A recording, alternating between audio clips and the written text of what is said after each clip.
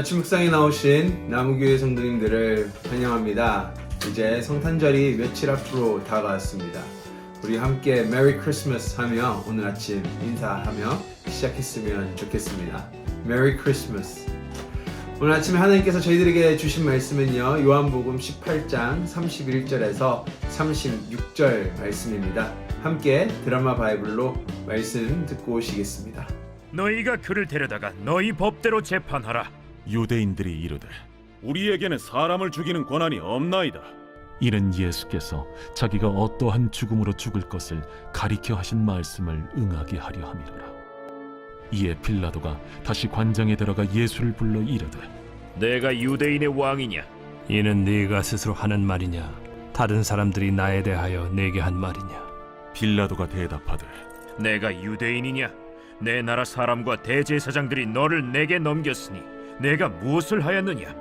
내 나라는 이 세상에 속한 것이 아니니라. 만일 내 나라가 이 세상에 속한 것이었더라면 내 종들이 싸워 나로 유대인들에게 넘겨지지 않게 하였으리라. 이제 내 나라는 여기에 속한 것이 아니니라. 로마 병사와 그리고 대제사장 무리에게 잡히신 예수님은 결국은 안나스의 집에 끌려가게 됩니다. 안나스의 집에서 이러한 청문회를 가지고 또한 묶인 상태로, 결박된 상태로 예수님께서는요, 가야바라는 대제사장 집으로 또 끌려가게 되십니다. 하지만 유대인의 재판과 청문회는요, 안나스와 가야바가 가지고 있던 계획을 실행할 수가 없었습니다. 그들의 계획은 바로 예수님을 죽이는 것이었죠. 하지만 그들의 재판과 그들의 청문회를 통해서는 예수님을 죽일 수는 없었던 것입니다. 그래서 오늘 가야바와 또한 안나스는요, 예수님을 데리고 바로 빌라도 로마 총독을 만나러 가게 됩니다. 그리고 그들은 예수님을 빌라도의 법정에 세움을 통하여 바로 십자가형을 받게 하려고 했던 것이죠. 오늘 31절 말씀을 보시면요, 빌라도와 제사장들 사이의 대화 내용이 나옵니다. 이렇습니다. 빌라도가 이르되 너희가 그를 데려다가 너희 법대로 재판하라. 빌라도는 지금 예수님을 내가 재판하는 것이 아니라 너희가 재판해야 된다라고 말하고 있죠. 하지만 유대인들이 이르되 우리에게는 사람을 죽이는 권한이 없나이다 하니, 결국 빌라도는 제사장들이 예수라는 자를 죽이기를 원하는 것을 알게 됩니다. 그리고 예수님을 불러서 빌라도와 예수님의 대화 내용이 오늘 시작되고 있었던 것이죠. 빌라도가요, 예수님을 향하여 첫 번째 질문을 던집니다. 정말 네가 유대인의 왕이라고 칭하느냐? 이 질문은 실질적으로 로마 총독인 빌라도에게는 너무나도 중요한 문제이고 중요한 질문이었습니다. 빌라도라는 총독이 유대 땅에 파견된 가장 첫 번째 임무가 바로 중요한 임무는 로마를 향한 반란을 폭동을 저지하는 것이었습니다. 그리고 반란군들을 처벌하는 것을 담당했던 것이 바로 로마 총독인 빌라도였던 것이죠. 따라서 오늘 예수님에게 물었던 그 질문, 네가 유대인의 왕이냐, 네가 반란군의 왕이냐라는 질문이었던 것입니다. 이 질문은 빌라도에게 있어서 너무 중요하고 또한 예수님에게서부터 들음을 통하여 어떻게 할지 판단할 수 있었던 것이죠. 저희가 역사 드라마를 많이 보아서 알듯이 반란군의 모습이 어떤지 저희는 잘 알고 있습니다. 무장한 세력이 지금 집권하고 있는 세력을 칼로 베어 죽입니다. 심지어 그들의 가족과 일개 친척까지 다 죽여버리고 몰살시켜버리죠.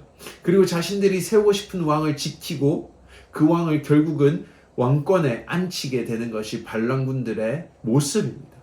이러한 세력들을 빌라도 총독은요, 유대 땅 가운데서 수도 없이 많이 보아왔습니다.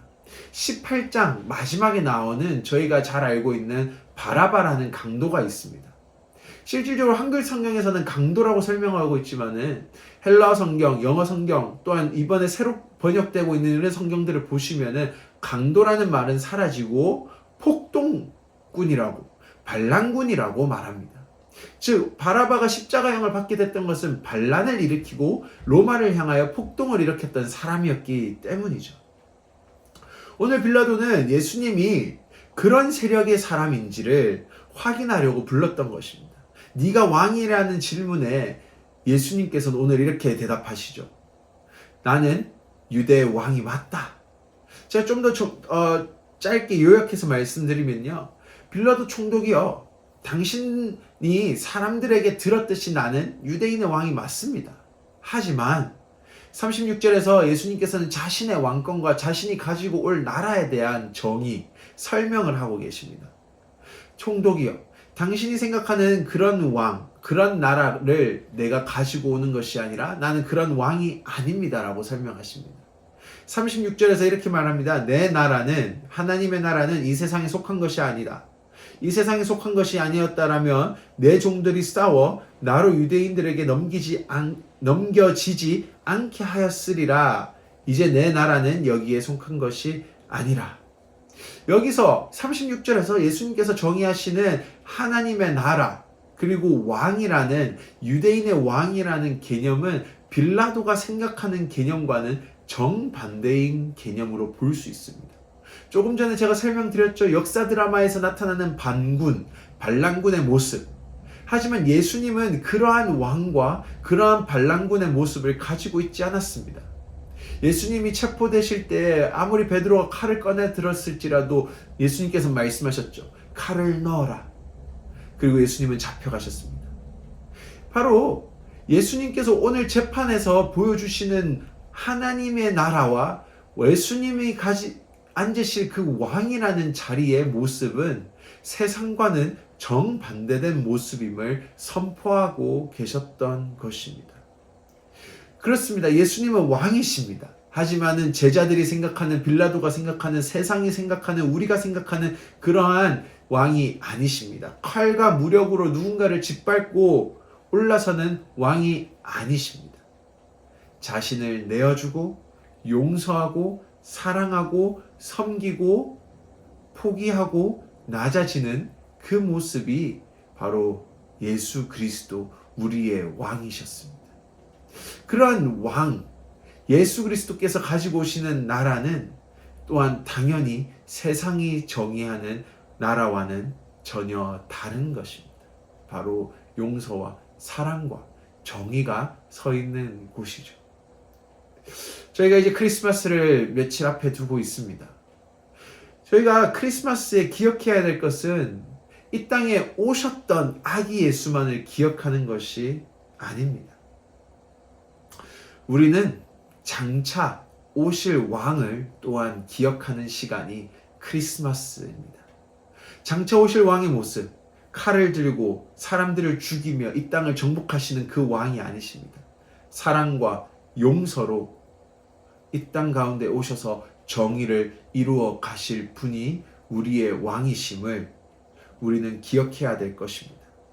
그래서 요한복음에서 계속적으로 저희가 요한복음 처음을 살펴볼 때 그 왕의 길을 준비해라라고 요한은 외칩니다. 그 길을 준비하는 우리의 모습은 어떤 것이어야 될까요? 가난한 자들, 헐벗은 자들, 나를 괴롭힌 자들을 짓밟고 억누르는 것이 우리가 해야 될 자세일까요? 그렇지 않습니다. 우리의 왕은 원수된 우리를 죄인된 우리를 위하여 섬기기 위하여 이 땅에 오셨다라고 오늘 또 예수 그리스도께서는 선포하고 계신 것을 볼 수 있습니다.